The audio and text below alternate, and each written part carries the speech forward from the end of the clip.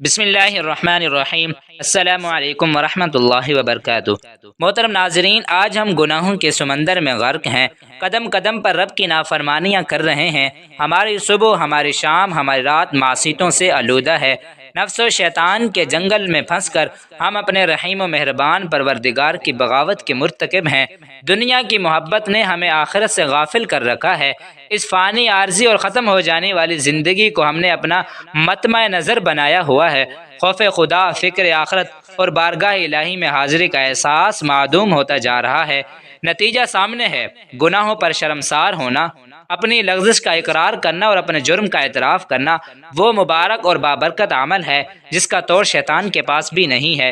امام اوزاعی رحمۃ اللہ علیہ فرماتے ہیں کہ ابلیس نے اپنے چیلوں سے کہا، تم انسان کو کس طرح گمراہ کرتے ہو؟ وہ کہنے لگے، ہم ہر طریقے اور ہر جہت سے انہیں گمراہ کرتے ہیں۔ ابلیس نے جواب میں کہا، کیا استغفار کے بارے میں بھی تم نے انہیں گمراہ کیا ہے؟ یہ سن کر ابلیس گماشتوں نے کہا، استغفار تو وہ عمل ہے جو توحید باری تعالی کے ساتھ جڑا ہوا ہے، اس پر ہمارا زور کیسے چل سکتا ہے؟ ابلیس نے کہا، میں انسانوں کے درمیان ایسی چیز پھیلاؤں گا جس پر انہیں استغفار کرنے کی نوبت نہیں آئے گی۔ امام اوزاعی رحمۃ اللہ علیہ فرماتے ہیں کہ شیطان نے انسانوں میں خواہشات و تمناؤں کو پھیلایا جسے کوئی گناہ نہیں سمجھتا اور اس پر استغفار نہیں کرتا۔ حضرت ابو سعید خدری رضی اللہ تعالی عنہ کی روایت ہے کہ جناب نبی اکرم صلی اللہ علیہ وسلم نے ارشاد فرمایا، بے شک شیطان نے حق تعالی سے کہا تھا، اے میرے رب، تیری عزت کی قسم، میں ہمیشہ تیرے بندوں کو گمراہ کرتا رہوں گا جب تک ان کی روحیں ان کے جسموں میں موجود رہیں گی۔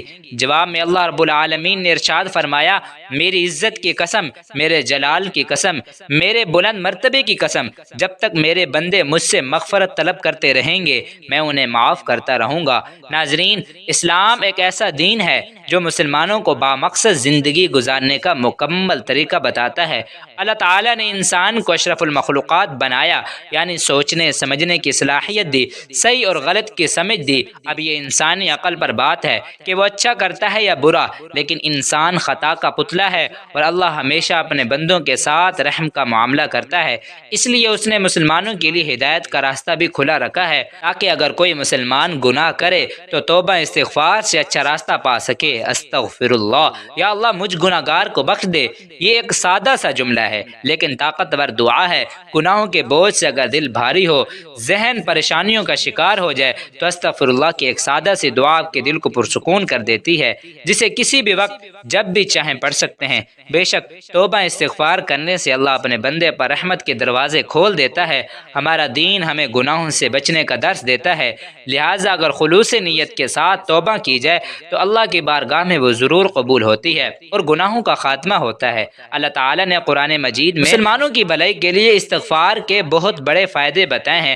استغفر اللہ رحمت کے دروازے کھول دیتا ہے۔ قرآن پاک میں ایک جگہ استغفار کی اہمیت اس طرح بیان کی گئی ہے کہ اپنے رب سے معافی مانگتے رہو، بے شک وہ ہمیشہ معافی دینے والا ہے، یعنی صرف اللہ سے رحمت کے طلبگار رہیں کیونکہ وہی معاف کرنے والا ہے۔ اللہ تعالیٰ فرماتے ہیں کہ جس نے زندگی بھر سکون لینا ہے وہ استغفار کرے۔ ناظرین، استغفار کر لو، جب تک زندہ رہو گے اللہ تعالیٰ تمہیں چین نصیب فرما دے گا۔ ایک حدیث کے مطابق نبی اکرم صلی اللہ علیہ وسلم نے فرمایا، اللہ تعالیٰ ایسے شخص کو اپنے عرش کے سائے میں جگہ دے گا جس نے تنہائی میں اللہ تعالیٰ کا ایسا ذکر کیا کہ اس کے آنسو جاری ہو گئے۔ استغفار سے دولت اور اولاد میں برکت ہوتی ہے۔ آج کے اس دور میں لوگ دولت کمانے میں اس قدر غافل ہو چکے ہیں کہ وہ اسلام اور اللہ کے ساتھ اپنے فرائض کو بھولتے جا رہے ہیں، اور وہ یہ بھی بھول بیٹھے ہیں کہ توبہ کرنے کے لیے کچھ وقت نکالنا ضروری ہے، کیونکہ اس کی برکت سے اللہ رزق و مال اور اولاد اور دولت میں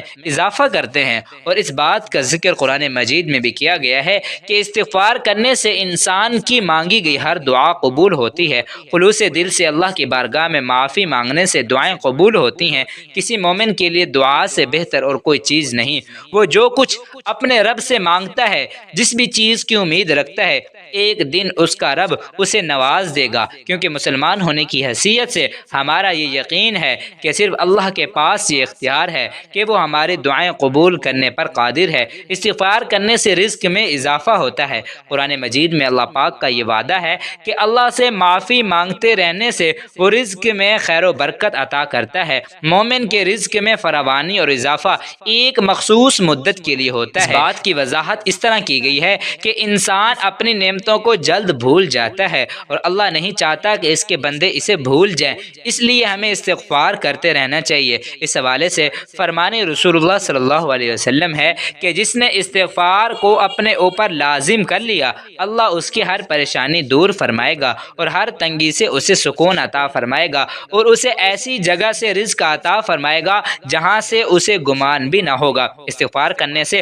ہر گناہ کی معافی مل جاتی ہے۔ اللہ تعالی ہر مسلمان کو آزمائشوں اور مصیبتوں میں مبتلا کرتا ہے۔ اصل میں یہ مومن بندے کا امتحان ہے۔ اللہ تعالی اس طرح بندے کو اپنے آپ پر اور اسلام پر اس کے ایمان کی مضبوطی کو دیکھتا ہے، اس لیے ایسے وقت میں شکوہ نہیں، اللہ سے معافی مانگنا چاہیے، استغفار کرنا چاہیے، کیونکہ اللہ تعالیٰ توبہ کرنے والے بندوں کو سزا نہیں دیتا بلکہ معاف کر دیتا ہے، اور ہمیں اپنی عام زندگی میں بھی یہی عمل کرنے کی توفیق دیتا ہے۔ استغفار کی فضیلت بندے کے لیے اللہ کی رحمت اور فضل کے دروازے کھول دیتی ہے۔ بے شک اللہ بہت رحیم و کریم ہے، اور جب ہم اس سے گڑ گڑا کر معافی مانگتے ہیں تو وہ ہمیں ہدایت عطا کرتا ہے اور اپنی رحمتوں سے نوازتا ہے اور ہمارا دل اپنی طرف موڑ لیتا ہے۔ اس وقت ہماری زندگی غیر محفوظ کا شکار ہے، اور اس میں کوئی شک نہیں کہ استغفار کا دروازہ دنیاوی زندگی میں صبر عطا کرنے کا بہترین ذریعہ ہے۔ یہ ہمیں ذہنی، جذباتی اور روحانی طور پر مضبوط کرتا ہے۔ قرآن میں ایک جگہ بیان کیا جاتا ہے کہ اپنے رب سے معافی مانگو اور پھر اس سے توبہ کرو، وہ تمہارے اوپر آسمان سے بارش برسائے گا اور تمہیں اپنی طاقت میں سے طاقت بخشے گا۔ قرآن مجید میں استغفار کرنے والے سے اللہ نے وعدہ کیا ہے کہ وہ اس کو اپنے بے پناہ فضل سے نوازے گا، اس دنیا میں بھی اور آخرت میں بھی۔ قرآن میں اللہ اپنے بندوں سے مخاطب ہو کر فرماتا ہے کہ اور تمہارے لیے باغات مہیا کروں اور تمہارے لیے دریاؤں کا سامان مہیا کروں۔ اللہ پاک سے دعا ہے کہ اللہ پاک ہمیں کثرت سے استغفار کرنے کی توفیق نصیب فرمائے۔ آمین ثم آمین۔